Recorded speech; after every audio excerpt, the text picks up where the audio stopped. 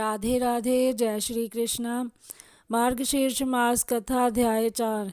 इसमें हम आज छोटी सी गौरिया जिसका श्री कृष्ण पर अटूट विश्वास था उसकी कहानी का श्रवण करेंगे। कुरुक्षेत्र के युद्ध क्षेत्र को विशाल सेनाओं के आवागमन की सुविधा के लिए तैयार किया जा रहा था। उन्होंने हाथियों का इस्तेमाल पेड़ों को उखाड़ने और ज़मीन साफ करने के लिए किया। ऐसे ही एक पेड़ पर एक गौरिया अपने 4 बच्चों के साथ रहती थी। जब उस पेड़ को उखाड़ा जा रहा था तो उसका घोंसला जमीन पर गिर गया, लेकिन चमत्कारी रूप से उसकी संतानें अनहोनी से बच गई। लेकिन वो भी अभी बहुत छोटे होने के कारण उड़ने में असमर्थ थे। कमज़ोर और भयभीत गौरिया मदद के लिए इधर उधर देखती रही। तभी उसने कृष्ण को अर्जुन के साथ वहां आते देखा। वे युद्ध के मैदान की जांच करने और युद्ध की शुरुआत से पहले जीतने की रणनीति तैयार करने के लिए वहां गए थे। उसने श्री कृष्ण के रथ तक पहुंचने के लिए अपने छोटे पंख फड़फड़ाए और किसी प्रकार श्री कृष्ण के पास पहुंची। हे कृष्ण, कृपा मेरे बच्चों को बचाएं, क्योंकि लड़ाई शुरू होने पर कल उन्हें कुचल दिया जाएगा। सर्वव्यापी भगवान बोले, मैं तुम्हारी बात सुन रहा हूँ, लेकिन मैं प्रकृति के कानून में हस्तक्षेप नहीं कर सकता। गौरिया ने कहा, हे भगवान, मैं जानती हूँ कि आप मेरे उद्धारकर्ता हैं। मैं अपने बच्चों के भाग्य को आपके हाथ में सौंपती हूँ। अब यह आपके ऊपर है कि आप उन्हें मारते हैं या उन्हें बचाते हैं। काल चक्र पर किसी का बस नहीं है। श्री कृष्ण ने एक साधारण व्यक्ति की तरह उससे बात की, जिसका आशय था कि वहाँ ऐसा कुछ भी नहीं था जिसके बारे में वो कुछ भी कर सकते थे। गौरिया ने विश्वास और श्रद्धा के साथ कहा, प्रभु, आप कैसे और क्या करते हैं वो मैं नहीं जान सकती हूँ। आप संव्य काल के नियंता हैं, यह मुझे पता है। मैं सारी स्थिति एवं परिस्थिति एवं संव्य को परिवार सहित आपको समर्पण करती हूँ। भगवान बोले, अपने घोंसले में 3 सप्ताह के लिए भोजन का संग्रह करो।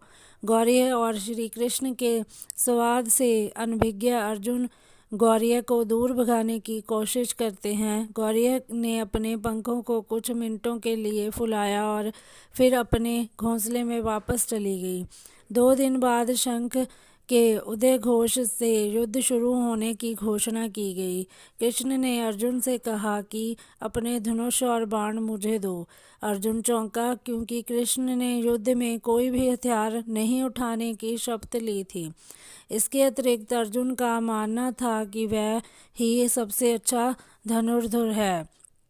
मुझे आज्ञा दें भगवान, अर्जुन ने दृढ़ विश्वास के साथ कहा। मेरे तीरों के लिए कुछ भी अभेद नहीं है। चुपचाप अर्जुन से धनुष लेकर श्री कृष्ण ने एक हाथी को निशाना बनाया, लेकिन हाथी को मार के नीचे गिराने के बजाय तीर हाथी के गले की घंटी में जा टकराया और एक चिंगारी सी उड़ गई।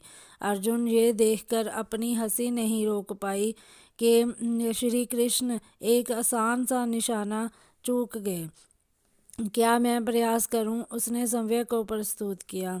उसकी प्रतिक्रिया को नज़रअंदाज करते हुए श्री कृष्ण ने उन्हें धनुष वापस दिया और कहा कि कोई और कार्रवाई आवश्यक नहीं है। लेकिन केशव, आपने हाथी को क्यों तीर मारा? अर्जुन ने पूछा। क्योंकि इस हाथी ने उस गौरिया के घोंसले, जो कि एक पेड़ पर था, उसको गिरा दिया था। कौन सी गौरिया? अर्जुन ने पूछा। इसके अतिरिक्त हाथी तो अभी स्वस्थ और जीवित है, केवल घंटी ही टूट कर गिरी है।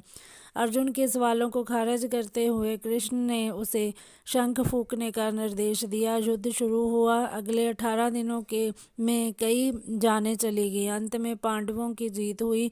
एक बार फिर कृष्ण अर्जुन को अपने साथ सुदूर क्षेत्र में भ्रमण करने के लिए ले गए। कई शव अभी भी वहाँ हैं जो उनके अंतिम संस्कार का इंतजार कर रहे हैं। जंग का मैदान गंभीर अंगों और सिर बेजान सीढ़ियों और हाथियों से अटा पड़ा था।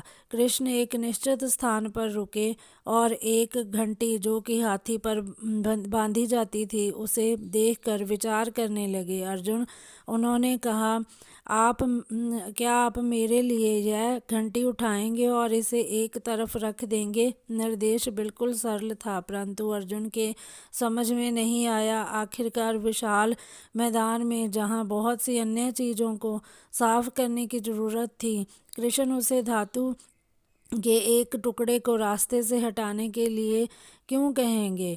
उसने प्रश्नवाचक दृष्टि से उनकी ओर देखा। हाँ, यह घंटी, कृष्ण ने दोहराया, यह वही घंटी है जो हाथी की गर्दन पर पड़ी थी, जिस पर मैंने तीर मारा था।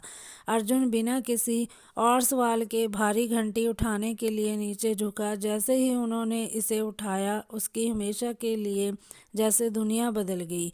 1 2 3 4 और 5, 4 युवा पक्षियों और उसके बाद एक गौरिया उस घंटी के नीचे से निकले। बाहर निकल के माँ और छोटे पक्षी कृष्ण के इर्द गिर्द मंडराने लगे एवं बड़े आनंद से उनकी परिक्रमा करने लगे। 18 दिन पहले काटी गई इस घंटी ने पूरे परिवार की रक्षा की थी। मुझे क्षमा करें हे कृष्ण, अर्जुन ने कहा। आपको मानव शरीर में देखकर और सामान्य मनुष्यों की तरह व्यवहार करते हुए मैं भूल गया था कि आप वास्तव में कौन हैं। इसी के साथ हमारा चौथा अध्याय समाप्त होता है। धन्यवाद।